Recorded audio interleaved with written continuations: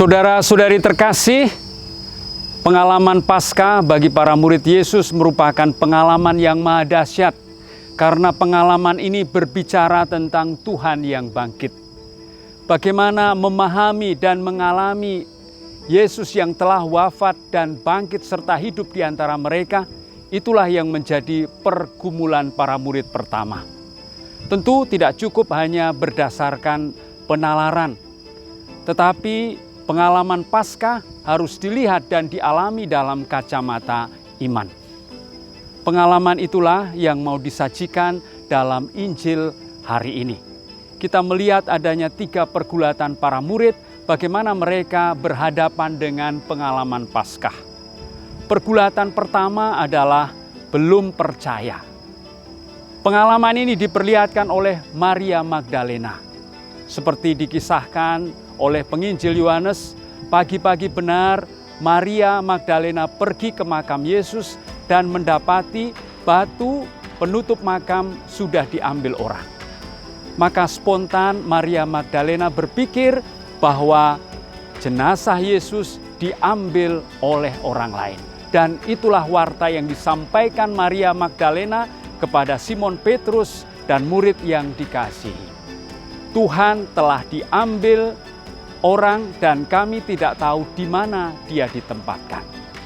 Maria belum percaya karena dia masih memahami berdasarkan pemikiran. Jenazah Yesus tidak ada di makam, berarti jenazah Yesus diambil oleh orang lain. Pergulatan yang kedua adalah pergulatan yang biasa-biasa saja. Pengalaman ini diperlihatkan oleh Simon Petrus. Setelah mendapat berita dari Maria Magdalena bahwa jenazah Yesus tidak ditemukan di makam, Simon Petrus langsung berlari menuju ke makam. Kita bisa membayangkan bahwa Simon Petrus juga mengalami kebingungan dan keheranan. Dibandingkan dengan Maria Magdalena, sebenarnya Simon Petrus melangkah lebih maju. Dia bukan hanya sampai di depan makam, tetapi dia masuk ke dalam.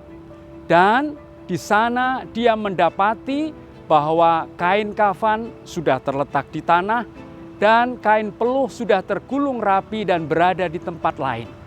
Sebenarnya ini menjadi bukti bahwa tidaklah mungkin jenazah Yesus diambil oleh orang lain. Karena kalau jenazah Yesus diambil, maka kain kafan dan kain peluh tidak mungkin ditinggalkan begitu saja. Sayang bahwa Simon Petrus belum sampai pada iman kepercayaan. Penginjil Yohanes tidak mengisahkan apa-apa reaksi Simon Petrus.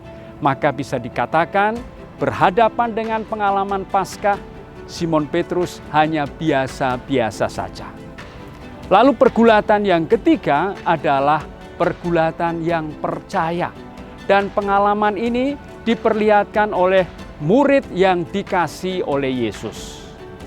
Sama seperti Simon Petrus, begitu mendengar berita bahwa jenazah Yesus tidak ada di makam, murid yang dikasihi Yesus ini pun segera berlari menuju makam Yesus. Dan dia berlari begitu cepat sehingga sampai di makam terlebih dahulu. Namun dia tidak masuk, tetapi mempersilahkan Simon Petrus untuk masuk duluan. Berbeda dengan Simon Petrus. Kalau Simon Petrus tidak dikisahkan reaksinya, sementara murid yang dikasihi ini melihat bahwa kain kafan ada di tanah, kain peluh sudah tergulung, dan dia akhirnya sampai pada pengalaman akan kepercayaan bahwa Tuhan sudah bangkit. Permenungan kita selanjutnya, mengapa murid yang dikasihi Yesus ini sampai pada pergulatan bahwa Yesus sudah bangkit dan dia percaya? Kiranya jawabannya kita temukan pada sebutan yang disematkan pada murid itu. Penginjil Yohanes selalu mengisahkan bahwa dia disebut sebagai murid yang dikasihi oleh Yesus. Kata dikasihi mau menunjukkan pengalaman yang jauh lebih dalam. Kalau mengetahui itu berarti pengenalan berdasarkan kacamata lahiriah. Sedangkan mencintai itu adalah pengenalan berdasarkan hati. Jadi murid yang dikasihi ini sungguh mengenal Yesus karena dia mencintai dan dicintai. Itulah yang menyebabkan dia percaya bahwa Tuhan sungguh bangkit. Saudara-saudari terkasih, kiranya pesan inilah yang bisa kita tangkap dari bacaan Injil hari ini. Untuk bisa mengenali Tuhan yang bangkit, tidak cukup hanya sekedar mengetahui, tidak cukup hanya sekedar memakai penalaran pemikiran manusiawi belaka. Tetapi jauh lebih penting mengenali berdasarkan hati, mengenali berdasarkan cinta.